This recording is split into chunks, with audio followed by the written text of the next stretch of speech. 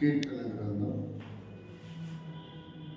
106వ కీర్తన 26వ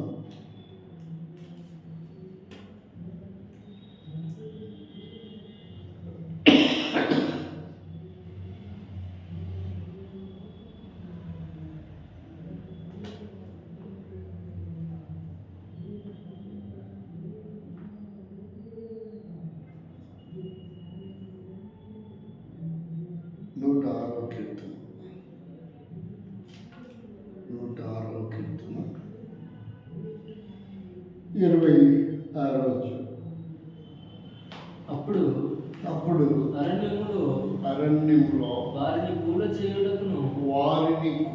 చేయుటకును అన్యజనులలో వారి సంతానమును కూల్చుటకును దేశంలో వారిని చెదరగొట్టుటకును. 106వ కీర్తన 28వ వచనం. మరియు వారు బయల్పెయోరును హత్తుకొని చచ్చిన వారికి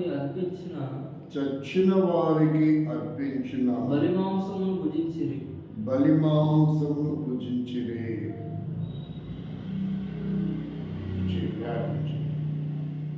ప్రేమైనటువంటి మా తండ్రి, నూతన ప్రభు యొక్క వాక్యం ద్వారా మీరే మా వెంటనే దయచేసి మీకు పరలోక వర్తమానాన్ని అందించి తల్లి ప్రభుని దాసం ద్వారా మీరు తను మాట్లాడి తను ఏ రీతిగా ఆరాధించాలో ఎన్ని నిమిత్తం ఆరాధించాలో తెలియపరుస్తున్నాము. జరిగినటువంటి యేసు నామములో ప్రార్థించాలి, వేడుకొంచున్నాము తండ్రి. ఇక్కడ రాస్తున్నటువంటి మాట ఏమని రాస్తున్నాడు? మరియు వారు బయల్పెయోరును హత్తుకొని చచ్చిన వారికి అర్పించిన బలిమాంసమును భుజించిరి. ఇక్కడ ప్రజలు ఎవరిని హత్తుకోవాలి, ఎవరిని సేవించాలి, ఎవరి మాంసం భుజించాలి అనేది ఇక్కడ రెండు భాగాలు మనకు అర్థమవుతున్నాయి. హత్తుకొనడం అంటే ఆరాధించడం అని, భుజించడం అంటే ప్రభు యొక్క శరీరము పాల్గొనబడుతుండే రెండు మాటలను ప్రభుని ఆరాధించే విధానం, ప్రభు యొక్క రక్తమాంసంలో పాల్గొనబడుతుండే విధానం, ఈ రెండు విషయాలు ఒక వచనంలోనే ఇక్కడ మనకు కనబడుతూ ఉన్నాం విషయాలు.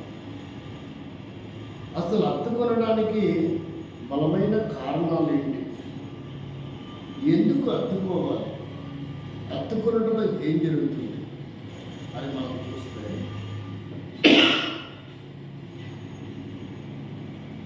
రూతు గ్రంథం 14వ వచనం.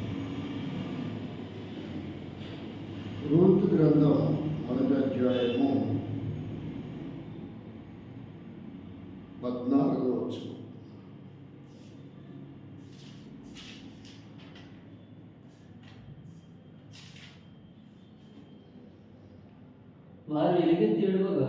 వారు ఎలుగెత్తి ఏడవగా ఓర్ప తన అత్తను ముద్దు పెట్టుకొనెను. రూతు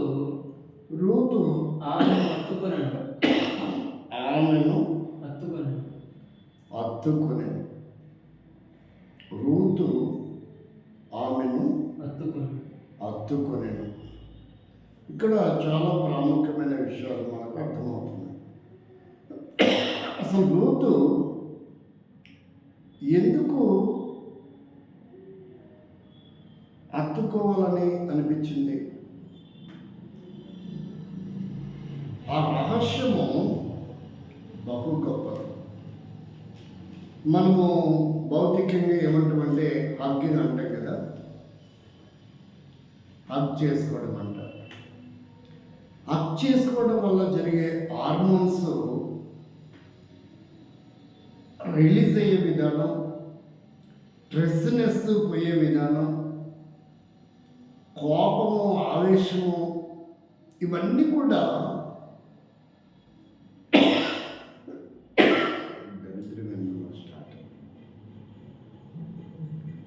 హగ్గింగ్ వల్ల పోయే అవకాశాలు ఉన్నాయి.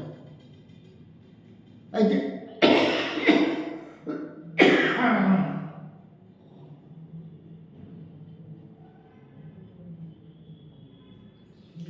ఒక వ్యక్తి దేవుణ్ణి హత్తుకోవడం అంటే ఏం జరుగుతుంది వారి జీవితంలో అనే విషయము మనం కొన్ని నిమిషాలు ధ్యానం చేస్తాం. అనేకులని లోకంలో హత్తుకునే విధానాలు మనకు అర్థమవుతున్నాయి. కొంతమంది డ్రగ్స్ హత్తుకుంటే ఎక్కువగా దేవుని కంటే వారి జీవితంలో డ్రగ్స్కే ప్రాముఖ్యత ఇవ్వటం, వారి కెరీర్ కంటే కూడా డ్రగ్స్కే ప్రాముఖ్యత ఇవ్వటం, కొంతమంది త్రాగుడికే ప్రాముఖ్యత ఇవ్వటం, అంటే బాటిల్ని హత్తుకునే విధానం, కొంతమంది రాబరీల కొరకు, కొంతమంది రౌడీజం కొరకు, అంటే వారికి అది ప్రాణాధారంగా ఉండే విధానాలు. దాని మీద ఎంత మక్కువ ఉంటుందో దాన్ని విడిచిపెట్టలేనటువంటి పరిస్థితి, దానితో సహజీవనం చేస్తూ మమేకమైనటువంటి జీవితాలు. కానీ ఇక్కడ మనం చూస్తుంటే ఇశ్రాయేలు ప్రజలు జీవము గల దేవుణ్ణి హత్తుకోవడానికి బదులు ఎవరిని హత్తుకున్నారంట? వారిని ఐగుప్తుల నుండి తీసుకొచ్చింది ఎవరు? జీవము గల దేవుడు మోషే ద్వారా వారి మీద జాలిపడి 10 అద్భుతాలు చేసి మోషే నాయకత్వంలో వారిని కనానుకు చేర్పిస్తే వారు ఏం చేస్తూ వచ్చారంటే, మళ్ళీ ఏం చేశారంటే ఎవరిని హత్తుకున్నారంట? ఆ మార్గంలో చూస్తే మోషే సినాయి పర్వతం మీద శాసనాలను తీసుకొని రాగడానికి వెళ్ళినప్పుడు వారు అహరోను దగ్గరికి వెళ్ళి మాకు దూడం చేయమన్నారు, మా దగ్గర ఉన్న బంగారం తీస్తామన్నారు. బంగారం ఇచ్చారు, దూడం చేశారు. అప్పుడు ఆ దూడ దగ్గర వారు గొప్ప మహోత్సవాన్ని జరిపారు. అంటే ఎవరిని హత్తుకున్నారు? ఐగుప్తు నుంచి మమ్మల్ని తీసుకొచ్చింది ఇదే అన్నారు. ఐగుప్తు నుంచి మమ్మల్ని తీసుకొచ్చింది ఇదే. చూడండి, అందుకే ఏమంటున్నారంట 28వ వచనంలో వారు దేన్ని ఎత్తుకున్నారు?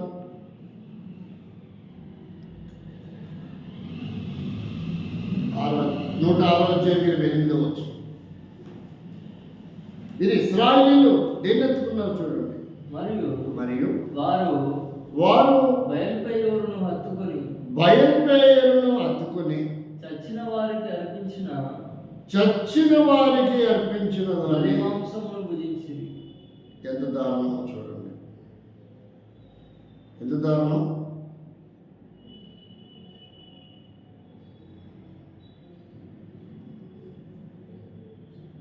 బయలుపేరుని హత్తుకున్నారంట. దేన్ని హత్తుకున్నారు? అది ఎంత ప్రమాదకరమో చూడండి.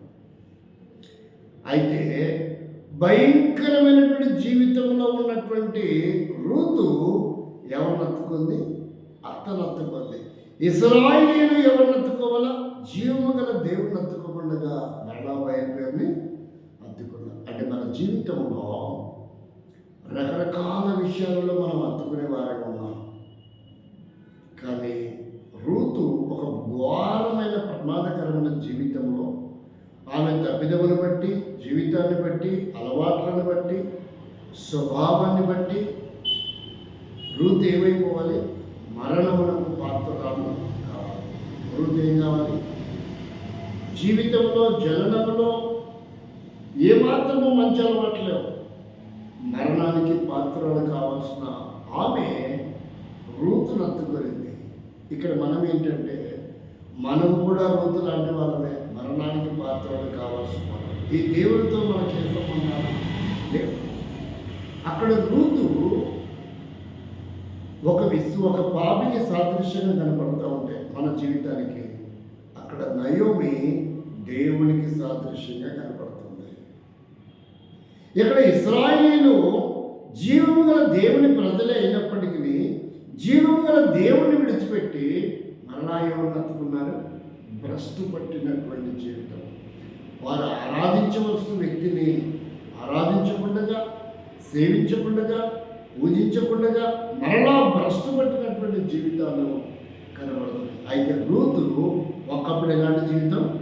భ్రష్టు పట్టిన జీవితం, పాపిష్టి జీవితం, మరణానికి సంబంధించిన జీవితం. ఎందుకంటే మోయాబు స్త్రీ అని రాయబడింది. ఆ పేరేం రాయబడింది?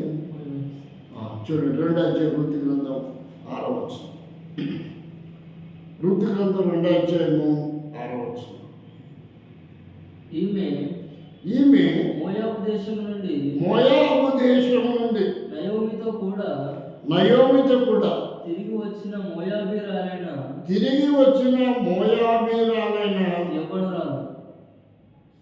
యవ్వనురాలు. అంటే ఏమని చెప్పబడుతుంది? మోయాబీరాలైన యవ్వనురాలు. అంటే ఇక మోయాబీరాలు కనుక మరణమునకే, నరకానికి, శాపమునకే పాత్ర. ద్వితీయోపదేశకాండం 23వ అధ్యాయం 3వ వచనం. మోయాబీల గురించి బైబిల్ వాళ్ళ చరిత్ర ఏం చెప్తుంది? వాళ్ళ జాతుల గురించి.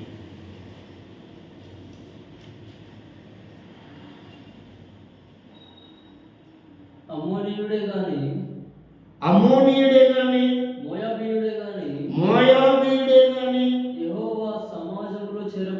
యెహోవా సమాజంలో చేరకూడదు.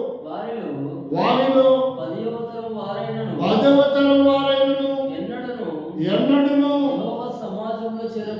యెహోవా సమాజంలో చేరకూడదు. మోయాబీల గురించి ఏమని రాయబడింది? దేవుని ప్రజలతో కానీ, దేవుని మందిరంలో కానీ, దేవునితో కానీ సంబంధం లేనటువంటి వారు. అలాంటి దుర్మార్గురాలు, భ్రష్టురాలు అయినటువంటి దౌర్భాగ్యకరమైనటువంటి రూతు నయోమిని ఎత్తుకున్న విధానము, మనము కూడా రూతు లాంటి వారమే. ఆమె నయోమిని ఎలా ఎత్తుకుందో మనము జీవము గల దేవుని ఎత్తుకోవాలి. కానీ ఇశ్రాయేలీలు జీవము గల దేవుని విడిచిపెట్టి ఏం చేశారంట? బయలుకోరుని ఎత్తుకున్నటువంటి దౌర్భాగ్యకరమైన జీవితం. కాబట్టి వారి కాలు వాయలేదు, చెప్పుల వారు తెగలేదు, నీటికి ఆహారానికి కొరత లేదు, వారి వస్త్రం పాతగిరలేదు.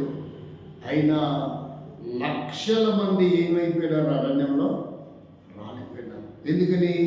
వారి దౌర్భాగ్యకరమైన జీవితం, పాపిష్టి లక్షణాలను బట్టి, దేవునికి వ్యతిరేకమైన స్వభావాన్ని బట్టి, దేవుని నమ్మకపోవటం వల్ల, దేవుని సేవించకపోవటం వల్ల, వారి అవిధేయతను బట్టి, వారి పాపములను బట్టి వారు ఏమవుతూ వచ్చారు? మరణమయ్యారు. మనం కూడా అలాంటి వారమే. ఎఫెసీ పత్రిక 2వ అధ్యాయము 1-2 వచనం. ఎఫెసీ పత్రిక 1వ అధ్యాయము 2వ అధ్యాయం 1-2 వచనం. మీ అపరాధముల చేతను పాపముల చేతను మీరు చచ్చిన వారై ఉండగా ఆయన చచ్చిన వారై ఉండగా, అంటే మోయాబు లాంటి పాపిష్టి లక్షణాలు కలిగి మనము చచ్చిన వారమై ఉండగా నయోమిని ఎత్తుకునడం వలన ఎలాగైతే ఆమె గొప్ప స్థాయికి చేరిందో, మనము కూడా యేసుక్రీస్తు ద్వారా ఏమయ్యామంట? ఏమని రాయబడింది? చచ్చిన వారమే, కానీ ఏం చేయబడ్డాం? యేసుక్రీస్తు ద్వారా మనము బ్రతికింపబడిన వారమయ్యాం. యేసుక్రీస్తు ద్వారా మనం ఏమయ్యాము? బ్రతికింపబడిన వారం అవుతూ వచ్చాం. అంటే ఆమె రూతును నయోమిని అత్తుకునడం వలన ఏమైంది? జీవము గల దేవుని ప్రజలతో చేర్చబడింది, దేవుణ్ణి ఆరాధించగలిగింది. బెత్లెహేము యేసుక్రీస్తు జన్మించినటువంటి భూభాగంలోకి కూడా రాగలిగింది. కాబట్టి నయోమిని ఎత్తుకోకపోయింటే ఆమె జీవితం ఏమైపోయేదో. మనం కూడా యేసు లేకపోతే యుగ యుగములు ఆ నరకములో అగ్నిగుండములో పాల్పొంపలు పొందేవారు. కాబట్టి నయోమికి ఎలాగైతే రూతుకు దొరికిందో, రూతు లాంటి మన కొరకై యేసుక్రీస్తు ప్రభు దొరికాడు. యేసును హత్తుకునేటటువంటి వారికి ఏమవుతుందంట? క్రీస్తుతో కూడా ఏం చేయబడుతున్నాం? బ్రతికింపబడుతున్నాం. క్రీస్తుతో కూడా మనము ఏం చేయబడుతున్నాం? బ్రతికింపబడుతూ ఉన్నాం. కాబట్టి ఒకవేళ క్రీస్తు లేకపోతే, నయోమి లేకపోతే ఋతు పరిస్థితి ఏమైందో, అలాగే క్రీస్తు లేకపోతే మన పరిస్థితి కూడా అలాంటిది. చూడు, బైబిల్ చూస్తే ద్వితీయోపదేశకాండం 11వ అధ్యాయం, 11వ అధ్యాయంలో 22వ వచనం. మీరు మీ దేవుడైన యెహోవాను ప్రేమించి ఆయన మార్గములన్నిటిలో నడుచుచు ఆయనను హత్తుకొని మీరు చేయవలనని నేను మీకు ఆజ్ఞాపించిన ఈ ఆజ్ఞలన్నిటిని అనుసరించి జాగ్రత్తగా నడుచుకోవాలని హెచ్చరిక కూడా మోసే చేశాడా లేదా? అయినప్పటికీ వారు ఈ జీవము గల దేవుని హత్తుకోకుండా ఏం చేస్తారు? మళ్ళా బయలుపోరుగా హత్తుకున్నట్టుగా. 106వ కీర్తనలో 28వ వచనంలో ఎవరు హత్తుకున్నారు? ఇక్కడ హెచ్చరిక కూడా చేయబడింది. ఎట్టి పరిస్థితుల్లో మీరు ఎవరిని, ఏ నామమును కూడా హత్తుకోకూడదు. ఆయన్నే ప్రేమించాలా, ఆయన్నే సేవించాలా, ఆయన్నే పూజించాలా, ఆయన్నే హత్తుకోవాలా, ఆయన ఆజ్ఞల ప్రకారం నడుచుకోవాలని ఒక బలమైన శాసనము, ఒక నియమం కూడా చెప్తూ వచ్చినాడు. అయినా సరే వారు ఏం చేయలేదు. అయితే నయోమి చెప్పింది రూతుకి, మీ తోడ్పడులు వారు వెళ్ళిపోయినట్టు నువ్వు కూడా వెళ్ళిపోవచ్చు కదా అని. వారికేమో వెళ్ళిపోయే అవకాశం ఇచ్చింది నయోమికి, రూతుకి. కానీ ఆమె హత్తుకోనింది కానీ వెళ్ళిపోలేదు. ఇక్కడ హత్తుకోమని శాసనం వచ్చినాడు మోషే ద్వారా, కానీ వీళ్ళు అయినా సరే ఏం చేయలేదు, హత్తుకోలేదు. చూడండి ఎంత వ్యత్యాసం వచ్చింది రూతుకి ఇశ్రాయేలీయులకు ఉన్న వ్యత్యాసం. మనం కూడా ఇశ్రాయేలీయుల లాంటి వారమే. ఇలాంటి జీవము గల దేవుణ్ణి హత్తుకోకుండా జీవించినటువంటి వారమే. అయితే ఆయన ప్రేమ చూపించాడు. నీ కొరకై, నా కొరకై ఇలా నాశనం అయిపోవడం ఇష్టం లేక 2008 సంవత్సరాల క్రితం ఈ లోకానికి అర్థించాడు. ఆయన వెతికాడంటే మనల్ని. అందుకే పాటలు రాస్తాడు, పాడుకుంటారు. వెతుకాలేదు ప్రభువా నేను వెదకితివి పాపి అంటే వెతికి మనల్ని ఏం చేసుకున్నాడు? రక్షించుకున్నాడు. మన పాపముల చేత, అపరాధముల చేత మనము చచ్చి నరకానికి పాత్రులమైనగా, ఆ ఓర్ప లాంటి వారమైనగా దేవుడు ఒక గొప్ప అవకాశం మనకు కలిగించాడు. ఇశ్రాయేలీయులకు అలాంటి అవకాశం కలగలేదు. వారు రాలిపోయిన రంగంలో. దేవుడు ప్రేమమయుడు కనుక, క్రొత్త నిబంధన కాలంలో ఉన్నాం కనుక, కృపాకాలం కనుక ఆయన మనల్ని కృప చేత రక్షించాడంట. ఎఫెసీ పత్రిక 2వ అధ్యాయం 8వ వచనం. ఎఫెసీ పత్రిక 2వ అధ్యాయము 8వ వచనం. మీరు విశ్వాసము ద్వారా కృప చేతనే రక్షింపబడి ఉన్నారు. కాబట్టి ఇప్పుడు రూతు ఎలా రక్షింపబడింది? ఆ గొప్ప నిరీక్షణ ఉంది, ఒక నమ్మకం ఉంది. చావైన బ్రతికైనా నేను ఇక నయోమిని విడిచిపెట్టి, ఏది ఏమైనా సరే నయోమిని విడిచిపెట్టి. ఆమెలో ఒక గొప్ప నిరీక్షణ ఉంది, ఆమెలో నమ్మకం ఉంది, ఆమెలో విశ్వాసం ఉంది. కాబట్టి నయోమితో పాటు రాగలిగింది ఒక గొప్ప అద్భుతమైన జీవితము తాను పొందగలిగింది. ఎప్పుడైతే మనం యేసునందు విశ్వాసం ఉంచగలిగామో, ఆయన త్యాగం, సమర్పణను మనం గుర్తిరిగామో, తద్వారా మనకు ఏమొచ్చింది? కృప చేతనే మనం ఏం చేయబడ్డాం?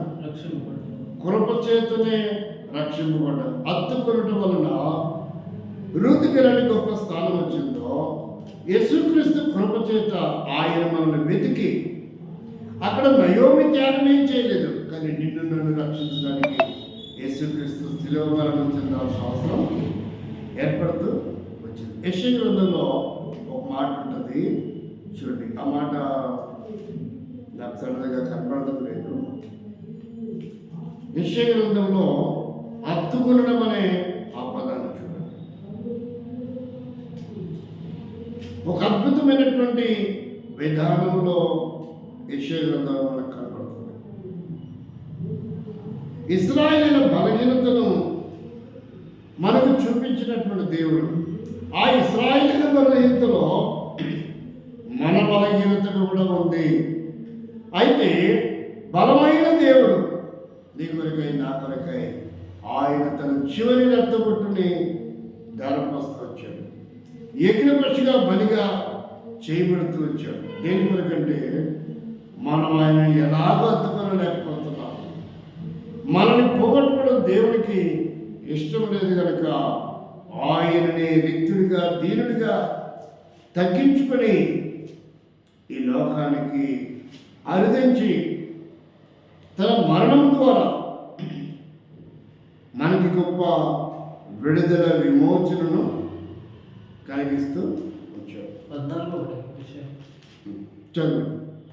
ఏలైనగా యెహోవా యాకోబునందు జాలిపడెను, ఇంకను ఇశ్రాయేలీయులను ఏర్పరచుకొనును, వారిని స్వదేశంలో నివసింపజేయును, పరదేశులు వారిని కలుసుకుందురు, వారు యాకోబు కుటుంబమును హత్తుకొని ఉందురు. ఇంకా అది కాదు.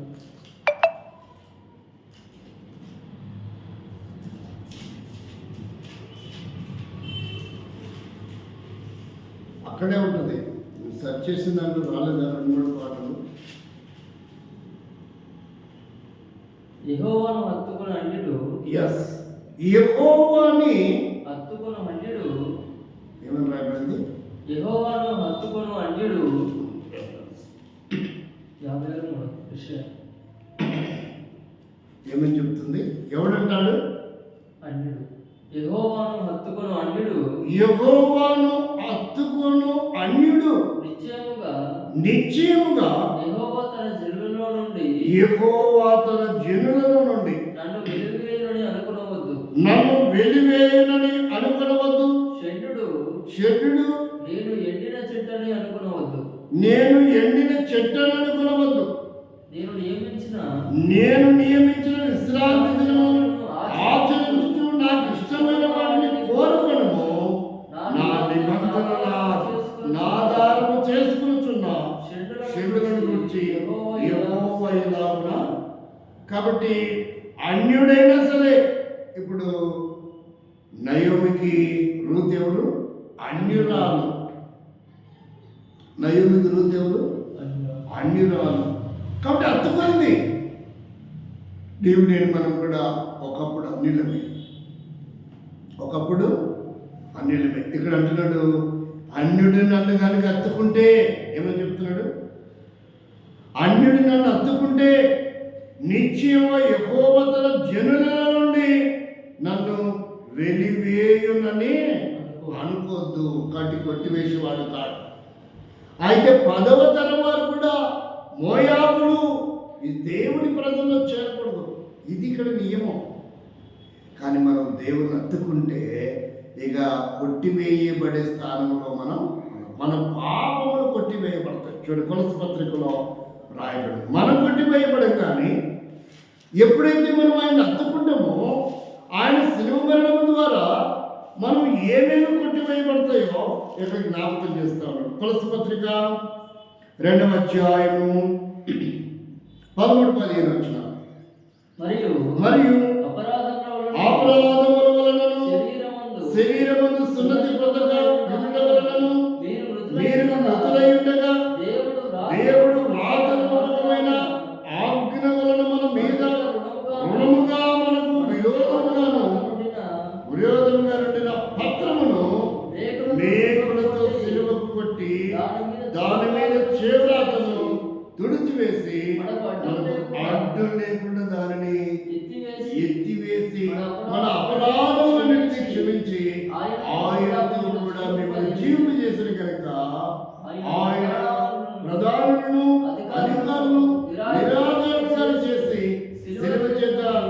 జయోత్సవముతో వారిని వట్టి చేసి బాటమున వేడుకలు. కాబట్టి ఇక్కడ ఏమంటే మేకుల చేత మన అపరాధములను మన పాపములను ఏం చేశారంట? కొట్టివేశారు. జనముల నుండి కొట్టివేయడు కానీ పాప నియమముల నుండి, రుణముల నుండి, శిక్ష నుండి ఆయన శిలువ మరణం ద్వారా, ఆ మేకుల ద్వారా మన మీద ఉన్న విధి ఏదైతే ఉందో దానిని ఏం చేసినంట? కొట్టివేశాడు. అందుకని ఇక్కడ అంటున్నాడు, అన్యుడు అత్తుకుంటే ఏమంట? అన్యుడు అత్తుకుంటే తన జనుల నుండి ఏం చేయడు? వెలివేసేవాడు కాడు, కొట్టివేసేవాడు కాదు. కాబట్టి ఇలాగున రూతు అత్తుకొనటం వలన ఇశ్రాయేలీయుల సర్వ సమాజంలో బెత్లెహేములో ఎలాగైతే చేర్చబడుతూ వచ్చిందో, ఆమె భౌతిక సంబంధమైన బెత్లెహేములో చేర్చబడింది. అత్తుకొనటం వలన మనము జీవము గల దేవుని అత్తుకుంటే, ఇశ్రాయేలీయులైతే దేవుని అత్తుకోక కొట్టివేయబడ్డారు, కణాల్లో చేరలేదు. మనమైతే పరలోక కణంలో చేర్చబడే వారంగా ఉన్నాం. పరలోకమనబడే కణం, శాశ్వతమైన దాస్యం నుండి, ఐగుప్తు నుండి వారు కణాలకు రాలేకపోయినారు, మరణమైపోతూ వచ్చారు, శిక్షలను ఇస్తూ వచ్చారు. ఆయన్ని అత్తుకొని కారణం చేస్తారు. అయితే మనమైతే క్రొత్త నిబంధన కాలంలో ఆయన అత్తుకొని సేవించి పూజించి ఆరాధించడం వలన ఏమవుతామంటే ఆ సమాజం నుంచి కొట్టివేయబడ్డం కాదు, లేక ఆ మరణం కణాలకు చేర్చబడకుండా పోవడం కాదు, కానీ పరలోక సంబంధమైన కణానికి మనం వారసులం అవుతున్నాం. ఇక్కడ జయోత్సవంతో మనల్ని ఊరేగిస్తున్నాడు. అంత మాత్రమే కాదు, ఆయన ఉండే స్థలంలో యుగాయుగములు మనం ఉండబోతున్నాం. అంత మాత్రమే కాదు, అన్యులుగా ఉండిన మనము ఇప్పుడు యేసుక్రీస్తు ద్వారా ఆయన కుమారుడిగా, కుమార్తెలుగా చేయబడుతూ వచ్చాం. ఇక మన పాపములన్నిటికీ కూడా జ్ఞాపకానికి రాసండి. ఎబ్రీ పత్రిక 10:17 ఎన్నటికీ జ్ఞాపకం చేస్తున్నాడని మాటిస్తున్నాడు. ఒకప్పుడు దౌర్భాగ్యకరమైన జీవితం నుండి మీరు నన్ను అత్తుకున్నారు, ఇంకా ఎప్పటికీ జ్ఞాపకం చేస్తున్నాను చెప్తా ఉన్నాడు. వారి పాపములను, వారి అక్రమమును ఇక ఎన్నటికీ జ్ఞాపకము చేసుకోరు. చూసారు ఎంత గొప్ప ధన్యత వచ్చిందో. కాబట్టి రూతును ఎత్తుకొనడం వల్ల, రూతు నయమును ఎత్తుకోవడం వల్ల ఆమె తప్పిదములు, ఆ జాతి లక్షణాలు ఒక్కటి కూడా గుర్తులకు రాదు. ఇశ్రాయేలీయులు ఈ దేవుడిని అత్తుకోమని ఆజ్ఞ ఉన్నప్పటికీ అత్తుకోకుండా భయంకరంగా అత్తుకోవడం వల్ల వారు అరణ్యంలో రాలిపోతూ వచ్చారు. ఏమి ఇబ్బంది లేదు వారికి, కనాను చేరలేకపోయారు. అయితే రూతు వలె మనము నయమును ఎత్తుకున్నట్టుగా జీవము గల దేవుని ఎత్తుకోవడం వల్ల ఏమవుతుందంటే మనం పరలోక కణాన్ని వారసులం అవుతాం. ముందున్న పాపములు, తప్పిదములు, తొందరపాట్లు, బుద్ధిహీనతలు, అవిధేయతలు, దోషములు, అక్రమాలు, అన్యాయాలు, పాపములు అన్నిటినీ ఆయన ఏం చేస్తున్న శిలువ మీద మేకులతో కొట్టివేసి విజయాన్నిచ్చి, అపరాధం మరణం నుండి జీవమునిచ్చి ఆయన వారసులుగా చేసుకొని, ఆయన కుమార్తెలుగా చేసుకొని ఆయనను వాగ్దానం చేసి, ఇక నీ పాపలు ఎన్నటికీ నేను జ్ఞాపకం చేస్తాను, ఎందుకంటే నీవు నన్ను అత్తుకున్నావు. ఇదిగో నేనుండే చోట ఒకరోజు నువ్వు కూడా ఉండబోతున్నావు. దాన్ని దేవుడు మనకిచ్చిన ఆ గొప్ప తరుణం, ఆ ధన్యత, ఆ భరోసా, ఆ ప్రత్యక్షత, ఆ ఆశీర్వాదాన్ని బట్టి ప్రభువా ఎంత ఘోర పాపిని అయినా నన్ను క్షమించావు, నేను అత్తుకుంటున్నాను, నాకు విమోచన విడుదలిచ్చావు శిలువ మరణం ద్వారా. నీ స్వాస్థ్యంలో, నీ జనంలో, నీ సంఘంలో, సమాజంలో నన్ను చేర్చావు. ఒకరోజు భూమిని విడిస్తే అనిత్య రాజ్యంలో యుగయుగంలో నీతో పాటు ఉంటాను గొప్ప నిరీక్షణ నాకు ఇచ్చావు ప్రభువా. ఇన్ని మేలు చేసిన దేవాన్ని నీకేమి అర్పించగలను. మనం దేవుని స్తుతించి ఆరాధిస్తాం.